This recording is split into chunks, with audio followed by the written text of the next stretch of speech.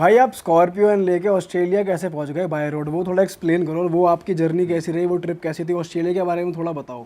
तो ये वाली ट्रिप मैंने जस्ट अभी करी है। मैं नवंबर 2023 में निकला था और अभी इसी महीने ख़त्म हुई है वो ट्रिप। तो लगभग 6-7 महीने की वो ट्रिप थी। और उसमें से हम देखो सबसे पहले यहाँ से इंडिया से गए नेपाल। नेपाल तो नॉर्मल है, कई लोग गए हुए गाड़ी से। उसके बाद जो है ना, वो लोगों को पता नहीं है कि आप चाइना भी एंटर कर सकते हो बाय रोड। जैसे लोगों को लगता है कि इंडिया चाइना के बीच में काफ़ी वो चल रही है तो आप बाय रोड ट्रैवल नहीं कर सकते वहाँ, बट ऐसा नहीं है। इंडिया और चाइना के बीच में भी काफ़ी बॉर्डर्स है, बट आप वो नहीं कर सकते। पर आप नेपाल से चाइना जा सकते हो। तो वैसे तो अब लोग कहेंगे कि वो तिब्बत है, चाइना नहीं है, बट वो अब चाइना के अंडर ही है, तो हम उस चीज़ में ज़्यादा पॉलिटिकली जाना नहीं चाहेंगे जो भी है।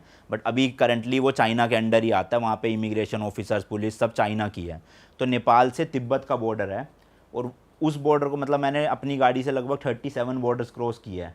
और उस बॉर्डर का जो एक्सपीरियंस था ना, वो दिल में धक धक धक धक कॉन्टीन्यूसली होना, वो एक बताओ अलग ना भाई, उसको डिटेल में बताओ। मतलब एक तो देखो यार, चाइना में ना रिस्ट्रिक्शंस बहुत हैं। जैसे हमें जो हमारे गाइड थे ना, मतलब आप चाइना में अकेले ट्रैवल नहीं कर सकते आप अगर अपनी गाड़ी से कर रहे हो। आप फ्लाइट से जा रहे हो बीजिंग जाओ, कोई रोक टोक नहीं है, कुछ नहीं है। बट अगर आप बाय रोड ट्रैवल कर रहे हो तो आपको एक परमानेंट 24 घंटे एक गाइड रखना पड़ेगा जो वहाँ की गवर्नमेंट से अप्रूव्ड होगा। वो हमारी ही गाड़ी में ट्रैवल करेगा, सेम होटल में रुकेगा, और जब तक आप एंटर करे हो और जब तक एग्जिट करे हो उतने दिन वो आपके साथ रहेगा। तो सबसे पहला चैलेंज तो ये था। जो एजेंट था, हम 40 दिन के लिए वहाँ थे चाइना में, तो 9 लाख रुपए तो एजेंट की फीस थी खाली। अरे इंडिया बाप के रे, 9 लाख रुपए 40 दिन के? 40 दिन के। यार ये तगड़ा प्रोफेशन है। हाँ, तो चाइना में मोटा तगड़े खर्च, पैसे कमा रहा है। बिल्कुल। तो 9 लाख रुपए तो उन्होंने लिए, प्लस हमारा ट्रैवल अलग, डीजल अलग, टोल टैक्स अलग, होटल अलग, खाना अलग। तो चाइना एक तो एक्सपेंसिव बहुत पड़ा इस चीज़ में।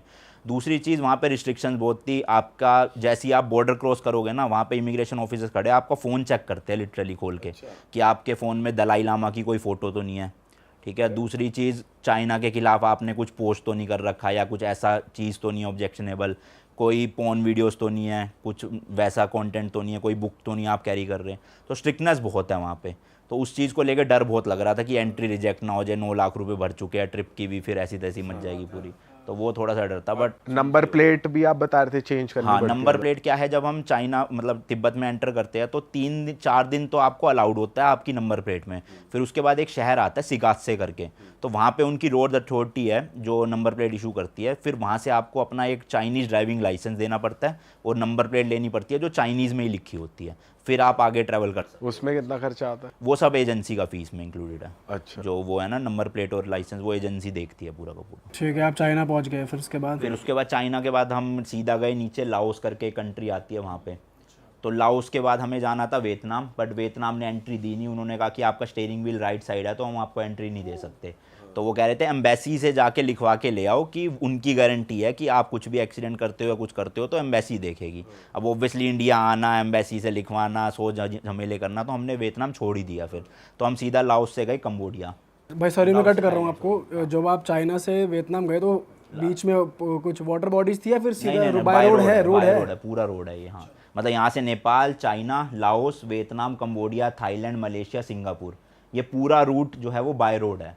फिर सिंगापुर के बाद आपको जहाँ भी जाना है, ऑस्ट्रेलिया जाना है, फिलीपींस जाना है या फिर न्यूजीलैंड जाना है, उसके लिए आपको फिर समुद्र का ही रास्ता लेना पड़ेगा। तो हमारा प्लान था कि हमें सिंगापुर से गाड़ी शिप करनी थी ऑस्ट्रेलिया। बट ऑस्ट्रेलिया का भी ना एक रूल है, वहाँ की ना जो बायोडाइवर्सिटी है ना, वो उसको प्रिजर्व रखना चाहते हैं। तो जब आप फ्लाइट से भी जाओगे ना, वो आपके जूतों में मिट्टी लग रही है वो चेक करेंगे कि मिट्टी नहीं ला रहे आप दूसरे देश की, आप दूसरे देश का कोई फ्रूट नहीं ला रहे, कोई पत्ते नहीं ला रहे। तो ऐसी गाड़ी की इंपोर्ट को लेके भी ना बहुत रिस्ट्रिक्शंस है। तो उसकी वजह से जो एजेंसी थी ना, वो कह रही थी कि 50 दिन लगेंगे कम से कम, शिपिंग प्लस क्लियरेंस मिला के। फिर हमने सोचा कि अब 50 दिन करेंगे क्या, उससे बेटर हमने गाड़ी वहीं छोड़ दी और हम ऑस्ट्रेलिया चले गए फ़्लाइट से।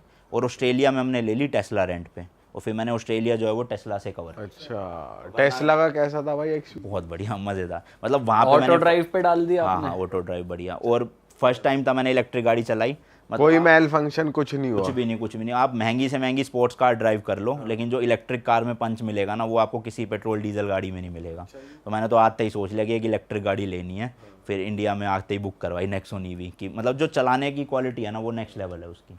भाई उस टाइम बुरा नहीं लगा मेरी स्कॉर्पियो नहीं आ लगा पाई। था, काफ़ी लगा था, बट फिर अब ऑप्शन नहीं था। 50 दिन करते क्या, वेट करते, इंडिया आते फिर जाते, वैसी ट्रिप लंबी खिंच रही थी। तो हमने सोचा छोड़ो कोई नहीं, एक ही कंट्री है, घूमना तो है ही, घूम लेंगे, वैसे भी अपनी गाड़ी में नहीं घूम पाएंगे, बस यही फर्क है। भाई ऑस्ट्रेलिया में कहाँ कहाँ घूमे, कुछ जगह बताओ जहाँ पे आप ऑडियंस को रेकमेंड करते जाना चाहिए। यार देखो, ऑस्ट्रेलिया वैसे तो बहुत बड़ा है, बट एक्चुअल में जो पॉपुलेशन वहाँ पे रहती है ना, वो बहुत कम एरिया में रहती है। आधे ज़्यादा ऑस्ट्रेलिया खाली पड़ा हुआ है, तो मेनली जो उनकी कोस्टल लाइन है ना पूरी, वहाँ पे ही सारी वहाँ की पॉपुलेशन रहती है। तो मैं लैंड किया था मेलबर्न में, फिर मैंने मेलबर्न के आसपास के कुछ एरियाज़ एक्सप्लोर करे। बाय रोड अच्छा था वो भी। वहाँ पे एक जगह है ग्रेट ओशियन रोड करके, कि एक तरफ तो आपको पहाड़ दिखेगा रोड में और एक तरफ आपको समुद्र है पूरा। तो वो उस रोड का नाम ही यही है, द ग्रेट ओशियन रोड। तो वहाँ पे ड्राइव करना तो मतलब एक ड्रीम है कई लोगों का, जिनको ड्राइविंग का मतलब मजा आ गया इंटरेस्ट होगा है भाई ना, वहाँ पे तो। बहुत मज़ा आया वहाँ पे। तो वहाँ पे मैंने ड्राइव करा, वो एक अच्छा एरिया जाने के लिए। फिर मैं वहाँ से फ़्लाइट पकड़ के गया सिडनी, और वहाँ पे फिर मैंने फिर से गाड़ी रेंट करी टेस्ला, और उसका फिर आसपास का एरिया पूरा कवर किया।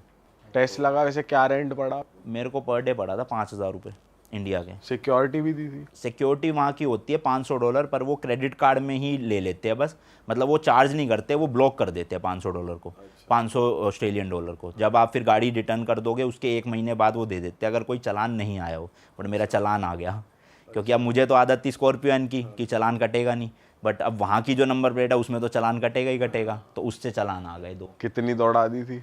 मैं दौड़ाई ज़्यादा नहीं, फ़ोन वीडियो बनाते, अच्छा। वहाँ पे वो फ़ोन कैमरा रखे हुए हैं कि आप अगर मोबाइल यूज़ कर रहे हो चलाते वक्त तो आपका चालान कटेगा। तो उसका 32,000 रुपये का चालान आ गए 2। और तेरी 16 हज़ार के।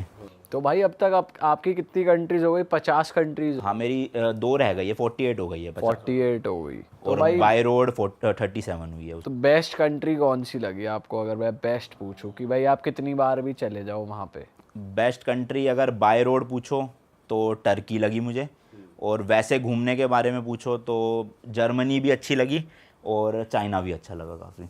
मतलब चाइना को लेके भी मतलब वही है सब कुछ ना। देखो आप पाकिस्तान के भी लोग देखोगे तो वो इंडियंस से बहुत अच्छे हैं, बट वहाँ की जो मीडिया है, वहाँ की जो गवर्नमेंट है, वो थोड़ा सा दिक्कतें करती है। सेम चाइना का भी है। वहाँ पे जब लोगों को पता चलता था हम इंडिया से आए हुए, तो उनका भी बिहेवियर बहुत बढ़िया होता था।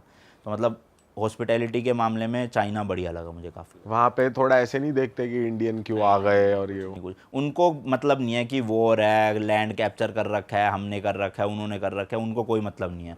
उनको वो अपनी ज़िंदगी जी रहे हैं और खुश भी लगते हैं। मतलब लोग कहते हैं कि वहाँ पे खुश नहीं होंगे लोग, बट मेरे को जहाँ तक जितने लोग मिले खुश मिले। भाई खाने की दिक्कत नहीं आई आप? चाइना में तो बहुत है दिक्कत।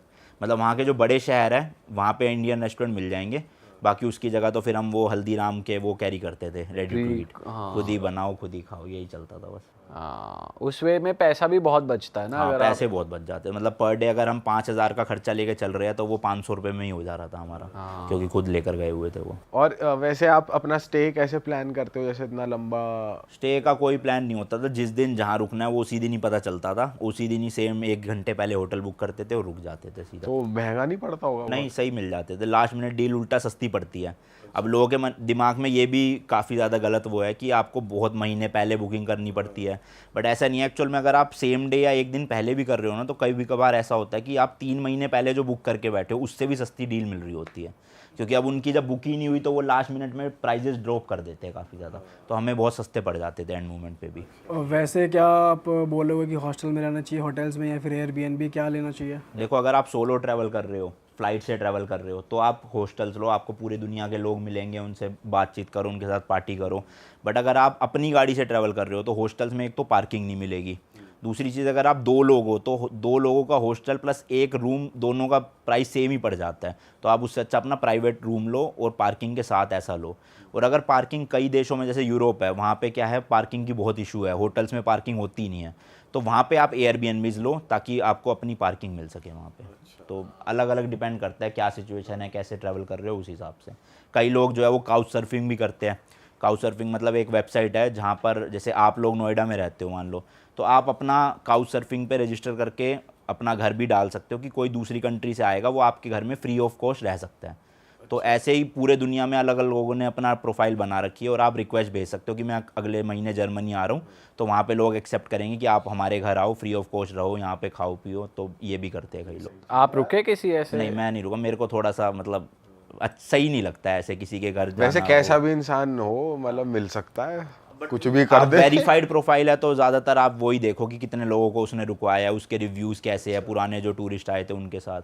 तो अब काफ़ी जैसे अपना वो है, काफ़ी ट्रैवलर्स हैं इंडिया के जो काउच सर्फिंग करते हैं, जैसे एक माउंटेन ट्रैकर थे वरुण भाई, वो काफ़ी काउच सर्फिंग करते थे। तो अच्छे लोग भी मिलते हैं, बुरे भी मिलते हैं, वो तो इससे पैसा बच जाता है, काफ़ी बढ़िया चीज़ है अगर बहुत फ्री बहुत में। बच जाता है, बहुत बच जाता है। क्योंकि ज़्यादातर जिनके घर में आप रह रहे हो अपने मन से ग्रोसरीज या ले जाओ तो ठीक है, बट वो मांगते नहीं हैं आपसे। मतलब आप 4 दिन रुक रहे हो तो आपका खाना भी एक तरह से फ्री हो जाता है उनके घर में पूरा, प्लस आपको उस कंट्री का लोकल एक्सपीरियंस देखने को मिल रहा है कि कैसे लोग रहते हैं, क्या करते हैं।